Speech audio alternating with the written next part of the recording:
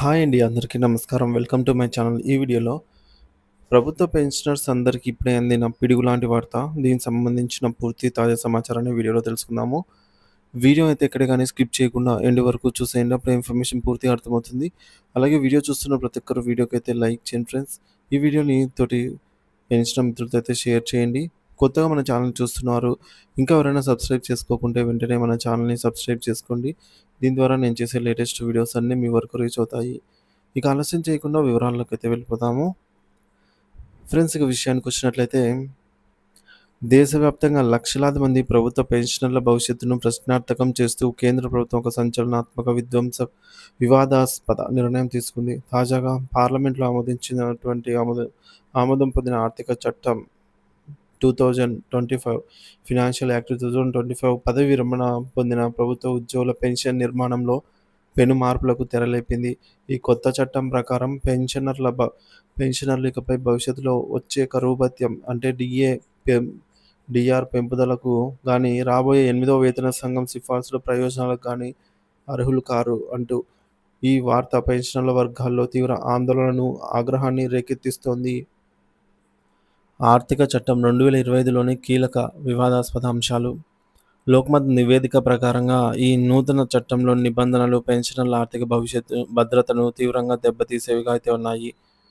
DA పెంపుదల రద్దు. పెరుగుతున్న ద్రవ్యోల్బణం నుండి ఉపశమనం కలిగించే కరువు భత్యం డీఏ పెంపుదల ఇకపై పెన్షనర్లకు వర్తించదు. వేతన సంఘాలకు మంగళం. రాబోయే 8వ వేతన సంఘంతో సహా భవిష్యత్తులో వేతన సంఘాల సిఫార్సులు, వేతన సవరణలు పెన్షనర్లకు వర్తింపబడవు. ఇకపోతే ప్రభుత్వ అభీష్టమే అంతిమం. పెన్షన్ లేదా బ బ పెన్షన్ లేదంటే భత్యాలలో ఏమైనా మార్పులు చేయాలా వద్దా అనేది పూర్తిగా ప్రభుత్వ అభీష్టానుసారంగా నిర్ణయించబడుతుంది. ఒకవేళ ప్రభుత్వం ఏదైనా పెంపుదలకు అంగీకరించినా అది నిర్ణయం తీసుకున్న తేదీ నుండి అంటే ప్రభుత్వం తీసుకున్న తేదీ అమలు అవుతుందనమాట. సో, ప్రభుత్వం ఏ తేదీని ఖరారు చేస్తే ఆ తేదీ నుంచి మాత్రమే. అంతేకానీ టైమ్ టు టైమ్ అయితే ఉండదు. ఇక బకాయిలకు చిల్లుచీటి. గడిచిన కాలానికి ఎలాంటి బకాయిలు చెల్లించబడవు. న్యాయ పోరాటానికి ఆస్కారం లేదు. ఈ నిబంధనలను పెన్షనర్లు న్యాయస్థానాల్లో చట్టబద్ధంగా సవాలు చేసే హక్కును కూడా ఈ చట్టం హరించి వేస్తున్నట్టు తెలుస్తోంది. చారిత్రాత్మక తీర్పుకు తూట్లు. సుప్రీంకోర్టు ఆదేశాల ఉల్లంఘనేనా అంటే ఈ కొత్త చట్టం దశాబ్దాల క్రితం పెన్షనర్ల హక్కులను కాపాడుతూ సుప్రీంకోర్టు ఇచ్చిన చారిత్రాత్మక తీర్పును నిర్వీర్యం చేస్తోందని న్యాయ నిపుణులు, ఉద్యోగ సంఘాలు ఆరోపిస్తున్నాయి. 1982 సుప్రీంకోర్టు తీర్పు. జస్టిస్ వైవి చంద్రచూడ్ నేతృత్వంలోని 5గురు న్యాయమూర్తుల ధర్మాసనం పెన్షనర్లు అందరూ ఒకే వర్గం అని, వారి పదవీ విరమణ తేదీతో సంబంధం లేకుండా అందరినీ సమానంగా చూడాలని తీర్పిచ్చింది. చివరిగా పొందిన వేతనంలో 50% పెన్షన్‌గా నిర్ధారించింది. ఈ తీర్పు వెలువడిన సెప్టెంబర్ 17ను నేటికీ పెన్షనర్ల దినోత్సవంగా అయితే జరుపుకుంటారు. ప్రస్తుత పరిస్థితి.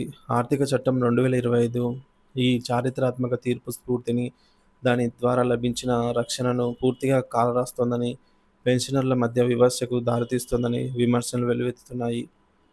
పెన్షనర్ల భవిష్యత్తు ఏమిటి? ఈ నిర్ణయం పెన్షనర్లపై తీవ్ర ప్రతికూల ప్రభావం చూపనుంది. పెరుగుతున్న ధరలు, వైద్య ఖర్చులతో సతమతమయ్యే వృద్ధాప్యంలో డీఏ పెంపుదల లేకపోవడం వారి జీవన ప్రమాణాలకు దారుణంగా దెబ్బతీస్తుంది. వేతన సంఘాల ప్రయోజనాలు అందకపోవడం వల్ల ప్రస్తుతం సర్వీసులో ఉన్న ఉద్యోగులకు, రిటైర్ అయిన వారికి మధ్య ఆర్థిక వ్యత్యాసం భారీగా పెరిగిపోతోంది. ఇది రాజ్యాంగం ప్రసాదించిన సమానత్వ హక్కును విఘాతం కలిగించడమేనని పలువురు అభిప్రాయపడుతున్నారు. సో, ఇది కేంద్ర ప్రభుత్వానికి సంబంధించిందే కదా! మరి రాష్ట్రాలతో మనది ఏపీ రాష్ట్రం, ఏపీ, తెలంగాణ వారికి ఏంటి సంబంధం అన్నట్లయితే, సో, ఆ విషయానికొచ్చినట్లయితే కేంద్రం ఏదైతే ప్రకటిస్తుందో రాష్ట్ర ప్రభుత్వాలు వెంటనే వాటిని ఇంప్లిమెంట్ చేస్తాయి ఫ్రెండ్స్. ఎలా అంటే మనకు కేంద్ర ప్రభుత్వం ఏదైతే కరోనా సమయంలో 3 డీఏలను ఎగవేసిందో రాష్ట్ర ప్రభుత్వాలు కూడా ఆ 3 డీఏలను ఇవ్వలేదన్నమాట. వాటితో పాటు అరియర్స్‌ను కూడా ఇంతవరకు చెల్లించలేదు. సో, ఈ విధంగా జరుగుతున్న నేపథ్యంలో పెన్షనర్లారా మేలుకోండి. ఇది మనందరికీ ఉనికికి సంబంధించిన పోరాటం అంటూ ఉద్యమ అభివందనాలతో రామరాజు రిటైర్డ్ రెగ్యులర్ ఎంఈఓ గారైతే ఈ విధంగా చెప్తున్నారు. మిత్రులారా, పైన చదివిన వార్త కేవలం అక్షరాల సమూహం కాదు. మన భవిష్యత్తుపై ప్రభుత్వం వేస్తున్న గొడ్డలి వేటు. ఈరోజు సర్వీస్‌లో ఉన్న ప్రతి ఉద్యోగి రేపటి పెన్షనరే అనే సత్యాన్ని విస్మరించకూడదంటే మర్చిపోకూడదు. పదవీ విరమణ తర్వాత ప్రశాంత జీవితం గడపడం, ద్రవ్యోల్బణానికి అనుగుణంగా ప్రయోజనాలు పొందడం మన చట్టబద్ధమైన, నైతికమైన హక్కు. కానీ కేంద్ర ప్రభుత్వం తీసుకొచ్చిన ఆర్థిక చట్టం 2025 ఈ హక్కును నిర్దాక్షిణ్యంగా కాలరాస్తోంది. ఆలోచించండి అంటూ సీమరాజు గారు పెరుగుతున్న నిత్యావసరాల ధరలకు, ఆకాశాన్ని అంటుతున్న వైద్య ఖర్చులకు మన పెన్షన్ ఎలా సరిపోతుంది? డీఏ పెంపుదల లేకపోతే మన కొనుగోలు శక్తి ప్రతి ఏటా ఎలా హరించుకుపోతుంది? ఈరోజు పెన్షనర్లకు జరిగిన అన్యాయం రేపు మనకు జరగదని గ్యారంటీ ఏమిటి? ఇది కేవలం పెన్షనర్ల సమస్య మాత్రమే కాదు, మనందరి ఉమ్మడి సమస్య. మన హక్కులను కాపాడుకోవడానికి, ప్రభుత్వ నిరంకుశ విధానాలను ఎదిరించడానికి ఇది సరైన సమయం. వ్యక్తిగత విభేదాలను పక్కనబెట్టి సంఘాలుగా, ఉద్యోగులుగా, పెన్షనర్లుగా ఏకతాటిపైకి రావాల్సిన చరిత్రక అవసరమైతే ఏర్పడింది అంటూ సీమరాజ గారు తక్షణం మన కర్తవ్యాలను గుర్తు చేస్తూ ఐక్యత, అన్ని ఉద్యోగ పెన్షనర్ సంఘాలు కలిసి ఉమ్మడి కార్యాచరణను రూపొందించాలి. రెండవది అవగాహన. ఈ చట్టం వల్ల కలిగే నష్టాలపై ప్రతి ఉద్యోగి, పెన్షనర్కు అవగాహన కల్పించాలి. ప్రతిఘటన శాంతియుత పద్ధతిలో చట్ట పరిధిలో మన నిరసనను, వ్యతిరేకతను ప్రభుత్వానికి బలంగా వినిపించాలి. కళ్ళు తెరుద్దాం, గొంతు కలుపుదాము, మన హక్కుల కోసం, మన భవిష్యత్తు కోసం ఐక్యంగా పోరాడదాం అంటూ సీమరాజు గారు దయచేసి ఈ సందేశాన్ని మీకు తెలిసిన ప్రతి ఉద్యోగి, పెన్షనర్కు షేర్ చేసి ఉద్యమంలో భాగస్వాములు చేయండి అని చెప్పేసి ఈ విధంగా రాసుకొచ్చారనమాట. సో, మొత్తానికి మనం చూసుకున్నట్లయితే ఇది ఏదైతే ఫైనాన్షియల్ యాక్ట్ 2025 ఉందో అది పెన్షనర్ల హక్కులను కాలరాస్తున్నట్టే అనమాట. సో, కానీ దీనికి సంబంధించి పలువురు దేశ ఆర్థిక మంత్రి నిర్మలా సీతారామన్ గారు కూడా దీనికి సంబంధించి వివరణ ఇవ్వడం జరిగింది.